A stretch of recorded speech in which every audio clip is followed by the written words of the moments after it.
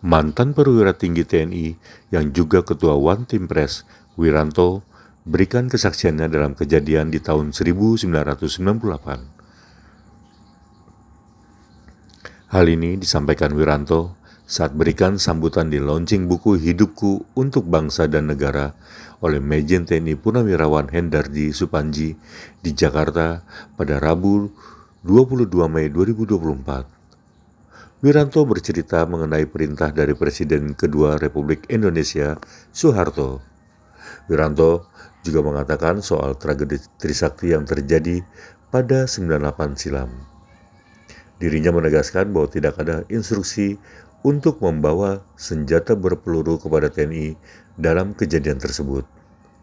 Wiranto juga ungkap soal permintaan Prabowo kepada dirinya untuk ke Malang. Saya tidak akan berpanjang lebar. Saya mencoba untuk sedikit mengelaborasi khusus di tahun 1997 dan 1998, ya, yang tadi telah dijelaskan, ya, secara detail. Tapi saya akan coba mencari beberapa hal yang merupakan substansi dari peristiwa itu. Bapak Ibu sekalian yang saya hormati, pada saat 97-98 ya, memang kita menghadapi satu peristiwa yang sangat serius ya. Kenapa saya katakan serius? Karena TNI waktu itu ABRI ya, ABRI itu berarti TNI plus Polri waktu itu. Saya memang ya ditakdirkan untuk ada pada situasi seperti itu. Sebagai Menteri Pertahanan Keamanan merangkap Panglima ABRI, berarti saya mengomandoi TNI dan polisi. Dan memang begitu, jadi Pak Harto sebagai Presiden, selalu kalau keadaan sudah agak kritis, beliau menyatukan dua lembaga itu. Ya. Misalnya tahun 72 ya, itu disatukan di bawah pimpinan Pak M. Yusuf, Jenderal M. Yusuf. Ya. Itu Menhankam Pangap juga waktu itu. Habis itu dipisah lagi karena sudah aman. Begitu menjelang 98, beliau satukan lagi karena keadaan memang sangat kritis. Ya. Dan barangkali ke depan nggak akan ada lagi ya, karena memang ABRI sudah menjadi TNI dan polisi sudah terpisah. Begitu. Tapi waktu itu memang saya merasakan bahwa kondisi sangat mencekam. Ya. Mengapa demikian? Karena kami ya, prajurit TNI itu memang disumpah untuk selalu membela negara. Kami disumpah untuk katakanlah mengamankan ideologi negara dan bangsa yang berdasarkan Pancasila dan Undang-Undang Dasar 1945. Jadi kita ke sana, orientasi kita mengamankan itu, mengamankan negara yang berdasarkan tadi. Negara itu apa sih kan gitu? Negara itu menurut kamus yang sudah saya baca, itu 4 unsurnya kan. Di sana ada wilayah, wilayah bukan negara kalau nggak ada penduduknya, harus ada rakyatnya, belum sah kalau tidak ada pemerintahnya, harus ada pemerintah yang sah, dan yang keempat diakui oleh negara lain. 4 unsur sehingga ada negara. Nah saat itu, 2 dari unsur itu sedang berkelahi, sedang nggak cocok, sedang berkonflik. Antara si rakyat yang ingin perubahan, reformasi, dan si pemerintah ya, yang mempertahankan posisi pemerintah ya untuk tidak ada perubahan, orde baru. Nah, lalu bagaimana TNI ini? Waktu itu memang ya, mau tidak mau kita juga harus menanggung beban karena waktu itu dari para mahasiswa menganggap bahwa TNI merupakan satu ya, alat ya dari orde baru untuk mempertahankan kekuasaan. Tapi tidak seperti itu Bapak sekalian. Saya menempatkan TNI betul-betul melihat bahwa kami harus mencoba untuk mengkompromikan kembali konflik antara rakyat dan pemerintah. Supaya tidak ada korban, tidak ada konflik yang berkepanjangan. Maka kemudian kami melakukan suatu proses reformasi internal ABRI dulu. Ya. Polisi saya pisahkan, saya keluarkan menjadi lembaga yang mandiri, kemudian ABRI-nya ya, tinggal tanpa polisi menjadi TNI, Tentara Nasional Indonesia. Itu bagian dari reformasi di internal ABRI waktu itu. Kemudian kami juga mengurangi ya jumlah perwakilan yang tidak dipilih ya di DPR, di MPR ya. Sehingga dari 75 menjadi kalau nggak salah 35 waktu itu dan akhirnya habis, nggak apa-apa silakan ya. Dan kami kemudian menempatkan ABRI atau TNI ya menjadi bagian dari pemerintahan sipil. Ya. Ada 14 langkah sebenarnya, saya tidak akan sebutkan semuanya, hanya itu ya. Untuk meyakinkan bahwa TNI atau ABRI ya, betul-betul tidak berpihak kepada siapapun, tidak membela siapapun, tapi justru ingin tadi mengkompromikan, mendamaikan yang berkonflik antara dua unsur negara tadi. Bapak sekalian yang saya hormati, tugas ini tidak ringan, ya sangat berat, karena kita sedang menghadapi kondisi yang memang tidak menguntungkan. Barangkali Bapak Ibu sekalian yang sekarang usianya sudah lewat 40 ya bisa merasakan saat itu.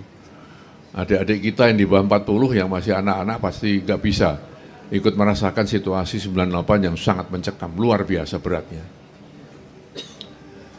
Untuk operasional kami mengeluarkan suatu konsep untuk melakukan satu pendekatan dengan kaum reformis ya, terutama dipelopori kaum mahasiswa. Untuk pertama ya, kami persuasif, kami komunikatif, ya, kami edukatif, ya. Kemudian menghindari kekerasan. Ya, tadi dijelaskan ya oleh beliau bahwa tidak membawa peluru tajam dan sebagainya. Itu hanya prosedur yang dilaksanakan. Agar apa? Agar tidak terjadi korban. Agar ABRI atau TNI tidak dianggap berhadapan dengan rakyatnya membela pemerintah, enggak. Saya singkat saja ya, pada saat tanggal 16 ya, pada saat Presiden kembali dari Mesir, kemudian tadi disampaikan bahwa atas desakan mahasiswa, ya, maka Ketua DPR waktu itu Pak Harmoko ya, bersama Pak Abdul Ghafur dan dari fraksi ABRI siapa? Pak fraksi ABRI itu Sarwan Hamid ya, menghadap Presiden Soeharto mengatakan, Pak, Bapak sebaiknya mundur saja atas desakan mahasiswa. Ya. Nah, disinilah terjadi satu tawar-menawar antara mereka dengan kami, dengan TNI. Tapi kemudian saya sudah mendapatkan satu pemahaman bahwa tidak bisa DPR atas desakan mahasiswa meminta Presiden mundur. Waktu itu dengan dasar Undang-Undang Dasar 1945, Presiden itu diangkat dan diberhentikan oleh MPR, lembaga tertinggi negara. Yang bisa memberhentikan, yang bisa minta berhenti adalah MPR. Dengan apa? Dengan mencabut mandat kepada Presiden. Maka waktu itu Majelis Permusyawaratan Rakyat, lembaga tertinggi negara itulah ya yang memberi mandat kepada Presiden. Dia milih Presiden, milih wakil Presiden, diberi mandat. Maka Presiden adalah mandataris MPR. Dia jatuh, dia berhenti kalau mandat dicabut. Saya kemudian menghadap Presiden, Pak, atas desakan DPR, mungkin ABRI bersikap ya bahwa kami akan tetap mempertahankan pemerintah yang sah ya, dan akan tidak mempertahankan lagi apabila MPR telah mencabut mandat dari Bapak Presiden. Jadi sekarang mempertahankan pemerintah ya, bukan mempertahankan Presiden, mempertahankan pemerintah yang sah waktu itu. Presiden menjawab waktu itu tanggal 16 Mei malam, 16 Mei malam 98. Beliau mengatakan, waktu itu saya menambahkan, Pak, kami akan tetap mendukung pemerintah yang sah. Namun kalau ini berkepanjangan, saya katakan begitu, maka korban akan berjatuhan dan lebih banyak lagi. Ya. Beliau mengatakan, saya tidak ingin rakyat menjadi korban. Saya tidak akan pertahankan kekuasaan dengan alat-alat senjata. Itu saya catat waktu itu. Kemudian proses berlanjut kan, beliau ingin mereformasi kabinet, ternyata ada 14 menteri yang tanda tangan untuk tidak sedia untuk masuk ke kabinet reformasi kalau ada reformasi. Ada 14 menteri. Saya nggak usah sebut namanya, tapi sekarang masih ada itu para penanda tangan itu masih ada. Ya. Kemudian juga beliau ingin membentuk satu dewan reformasi yang terdiri para tokoh-tokoh negara waktu itu, termasuk Gus Dur dan sebagainya, Amin Rais, Gus Dur, Nurholis Majid dan sebagainya. Tapi akhirnya mereka juga mundur, Pak. Ya. Mereka mundur, Bapak sekalian. Jadi presiden menurut saya sudah dalam kesendirian. Ya. Nah, sehingga pada saat pernyataan beliau baik di Kairo maupun tadi di 16 malam tadi, ya, yang telah beliau ucapkan, maka tanggal 20 malam, 21 belum mundur, 20 Mei malam hari, saya dipanggil oleh Presiden di kediaman Cendana. Saya ada kasat Pak Subagio, ya, beliau membawa kertas begitu, ya. Lalu beliau mengatakan, ini saya serahkan kepadamu, gitu, ya.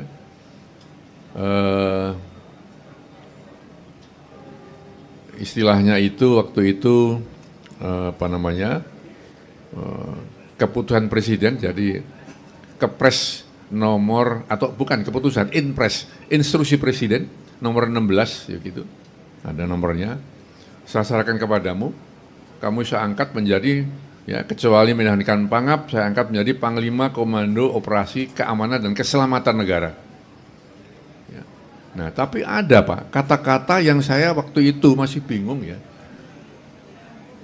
tidak terlalu paham, tapi akhirnya saya memahami ya. Pada saat itu saya nggak paham karena ada embel-embel, ya, surat ini kamu pakai boleh, tidak juga tidak apa-apa, begitu. Ya. Ya, kamu pakai boleh, tidak juga tidak apa-apa. Bapak Ibu sekalian, di militer nggak pernah ada perintah seperti itu, nggak pernah. Ini saya perintahkan, ya, laksanakan, siap laksanakan, kan begitu. Tapi begitu kamu laksanakan boleh, tidak juga nggak apa-apa. Saya mau terus bilang apa ini? Ya, baik Pak, saya pelajari Pak, gitu aja.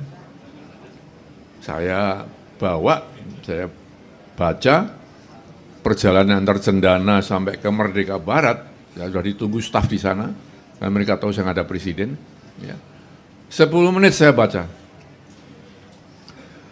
Jadi Inpres 16 itu memberikan keluasaan saya untuk membuat kebijakan tingkat nasional. Ya. Diizinkan untuk saya menetralisir berbagai sumber kerusuhan dan siapapun yang membantu kerusuhan itu. Semua menteri, pejabat pusat dan daerah harus membantu Panglima untuk mengatasi hal ini. Ya. Jadi kuat sekali. Ya. Ya. Di sini pikiran macam-macam di sini, tapi saya nggak berani memutuskan dulu sebelum ketemu staf, begitu. Sehingga pada saat di Merdeka Barat saya sudah ketemu staf, saya ajak rapat, saya jelaskan, ini saya dapat perintah seperti ini, surat ini seperti ini, bunyinya seperti ini, ya. Coba, ya. Di TNI itu atau di militer itu Bapak Ibu sekalian, kalau ingin bertindak selalu ada satu proses, ya, hubungan komandan dan staf. Komandannya minta pertimbangan staf membuat satu analisis, membuat cara bertindak. Ya, paling enggak 2, jangan 1, paling enggak 2. Nanti komandan yang milih, kan gitu kan. Nah, cuma 2 itu Bapak ambil alih atau enggak? Kan begitu. Tapi waktu itu sudah kita bahas, kalau diambil alih, suasana negara waktu itu, dolar 16.000, dari 2.400 ya, menjadi 16.000 rupiah per dolar. Tadi dikatakan makanan kosong, rakyat menderita. Gitu. orang reformis ini masih ngotot ya presiden mundur dan harus ada pergantian rezim, kan begitu. Saya mantan ajudan, mantan panglimanya presiden dapat surat dari presiden dijatuhkan. Pasti mereka ya akan ngotot ya bahwa akan mengubah rezim Orde Baru dengan semua ya, yang terlibat menjadi rezim yang baru. Tapi satu hal Bapak sekalian, ya, di militer juga ada namanya kir korban, perkiraan korban jatuh kalau kita melaksanakan aksi. Saya katakan begitu, oke, kalau sekarang kita akan membuat negeri ini aman, harus ada keputusan-keputusan yang diakui rakyat melalui DPR, maka kalau kita akan mengosongkan DPR supaya bisa bersidang, korban berapa? Ya. Saya tanya As-Intel waktu itu, Pak Zeki Anwar Makarim. Ya. Beliau menjawab setelah ngitung, nggak tahu hitungannya gimana, cara ngitung saya juga nggak nanya, ngitung. Ya. Pak, kira-kira 200 sampai 250 mahasiswa mati. Begitu. Maka terakhir ya, penutupan rapat itu pada saat Pak Susilo Bambang Yudhoyono, ya. Waktu itu masih bintang 3, jadi masih, saya manggilnya masih bukan Pak SBY, belum, manggilnya masih Bang, ya. Bang gimana Bang? Kan gitu. Sekarang nggak berani, Gimana? Ya. Dia katakan, Pak apakah Bapak ambil alih besok? Begitu kan. Saya sudah ambil keputusan karena tidak. Ya, besok kita antarkan pergantian kekuasaan dari presiden kepada wakil presiden. Sekarang buatkan pernyataan politik dari ABRI, besok saya bacakan. Beliau nulis 1 sampai 5, 1 poin sampai 5 poin. Yang itu saya bacakan setelah serah terima dari Pak Soeharto kepada Pak Habibie. Tapi intinya adalah saya minta supaya rakyat menerima itu, kemudian rakyat meredakan emosinya supaya keamanan dipulihkan. Dan yang ketiga, ABRI akan tetap mengakui pemerintah yang sah. Yang keempat, ya ini yang menjadi masalah. Ya. Pada saat keempat ini kan berhubungan dengan Pak Harto waktu itu. Bapak Ibu sekalian, saat kita sedang berapat itu ada 2.000 ya, mahasiswa dan pendemo berjalan dari gedung MPR menuju Cendana. Untuk apa? Untuk menghabisi presiden dan keluarganya. Presiden dan keluarganya sudah mempersenjatai diri dengan senjata-senjata otomatis. Jadi sudah dibagi senjata itu. Ya. Nah saya kan kemudian melihat kondisi itu, wah bagaimana presiden masuk melawan rakyat ini. Kan begitu. Kemudian wartawan Live ya, majalah Live datang ke saya, mengatakan Pak Wiranto hati-hati, akan ada lagi korban, ya, akan dimunculkan lagi korban di Cendana. Harus hati-hati. Maka saya perintahkan polisi untuk membuat barikade, saya katakan, buat barikade 50 meter. Jangan sampai ada konflik langsung antara aparat keamanan dengan demonstran. Saya tidak ingin ya rakyat Indonesia disebut barbar karena membunuh presidennya. Ya, sehingga yang keempat saya tulis bahwa berdasarkan nilai luhur budaya bangsa, maka ABRI akan menjaga keselamatan para mantan presiden dan keluarganya. Nah, ini pun tidak mudah Pak, karena waktu saya ingin menulis poin 4, saya telepon dulu ke Mensesnek Pak Murdiono waktu itu, sudah almarhum ya. Pak Mensesnek, ini kira-kira dasar hukumnya apa? Enggak ketemu Pak, dasar hukumnya enggak ketemu, ngamankan presiden itu enggak ketemu.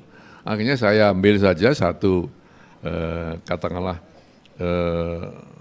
landasan etis saja ya, bahwa budaya kita selalu ya mikul dhuwur mendem jero untuk para pimpinan kita, atasan kita. Maka ya dengan berdasarkan nilai luhur budaya bangsa, maka ABRI akan menjaga keselamatan para mantan presiden, tidak hanya Pak Harto ya, dan keluarganya.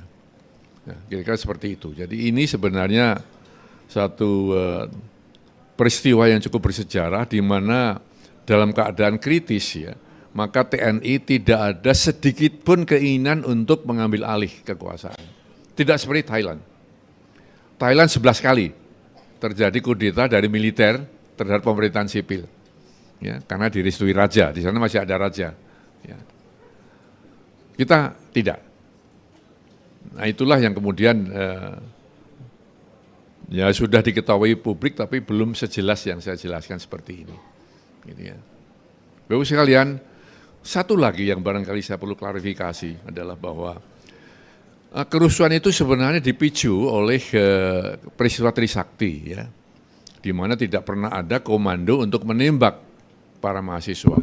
Persuasif, edukatif, kompromis, dialogis, tidak boleh bawa peluru tajam, tapi tetap ada penembakan, tetap ada korban.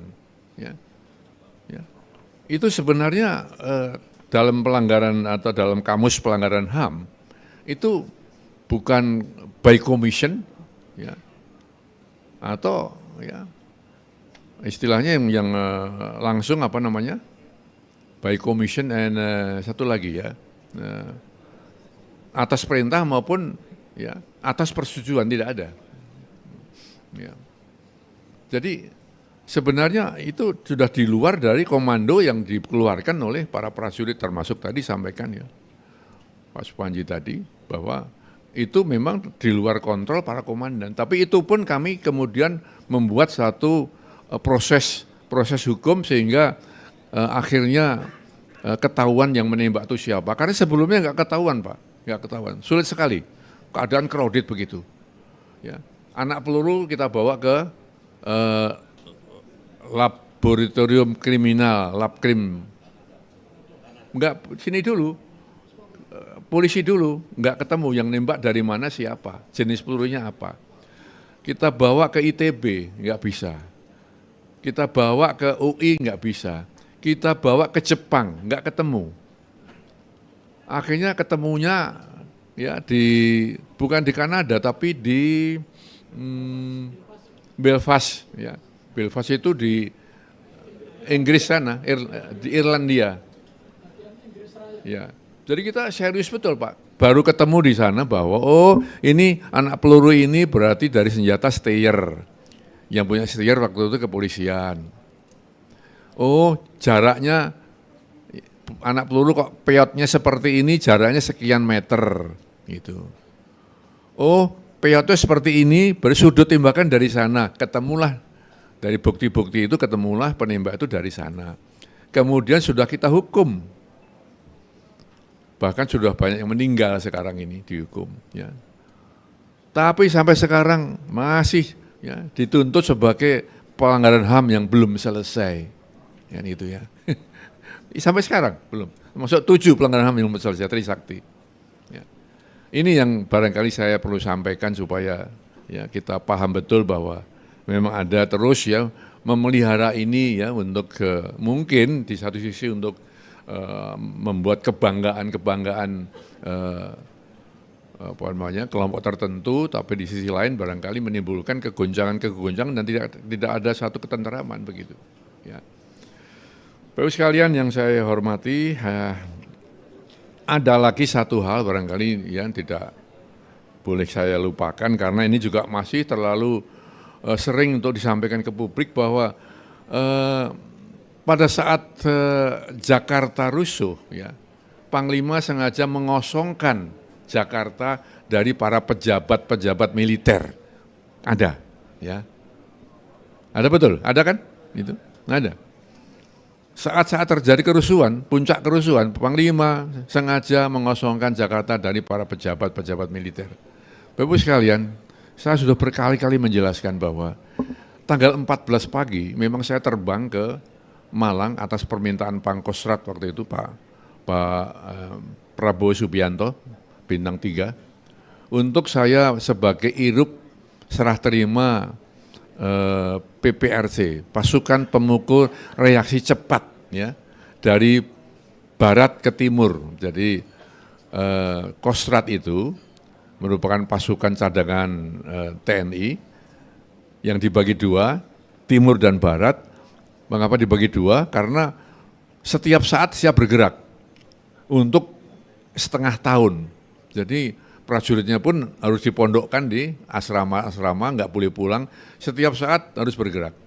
Kalau ada kerusuhan, ya, not more than 9, ya, tidak lebih dari 9 jam, ya, 9 hours, dia harus sampai ke tempat kerusuhan itu. Pakai apa? Diterjunkan, maka harus siap. Tapi kalau setahun siap terus, nanti kapan ketemu keluarga, maka setengah tahun ganti.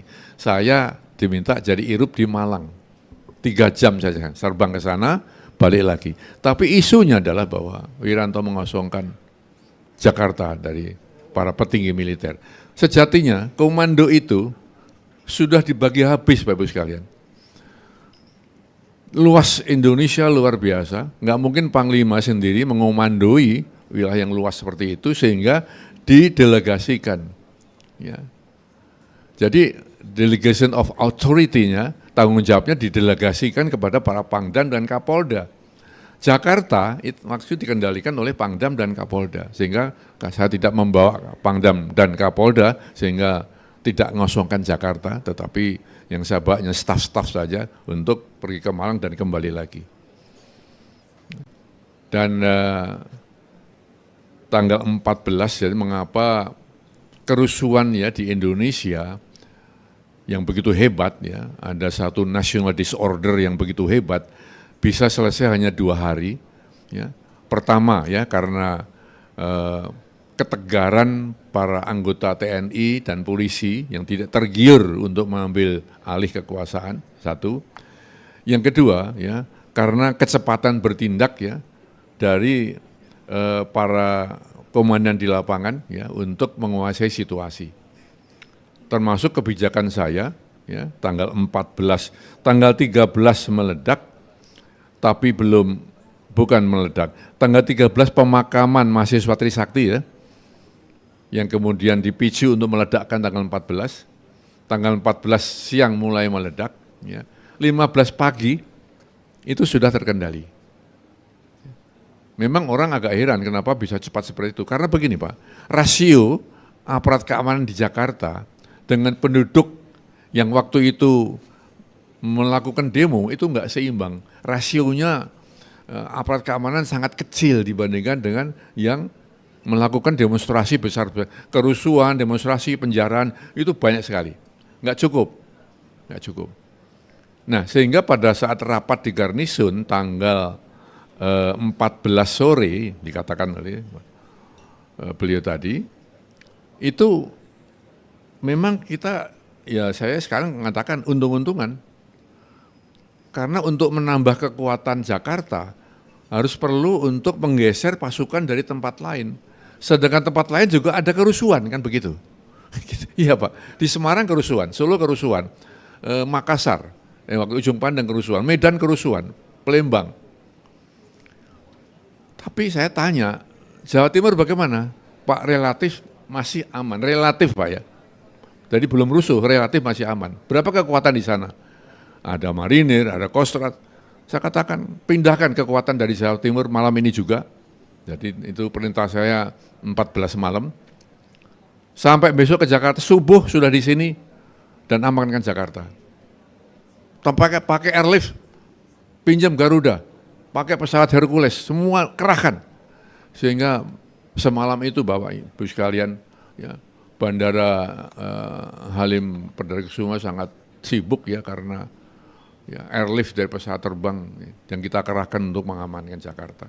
Dan alhamdulillah 15 pagi Jakarta dapat dikuasai karena pasukan ya, sudah cukup banyak ya untuk menguasai berbagai tempat-tempat kritis yang terjadi kerusuhan seperti itu.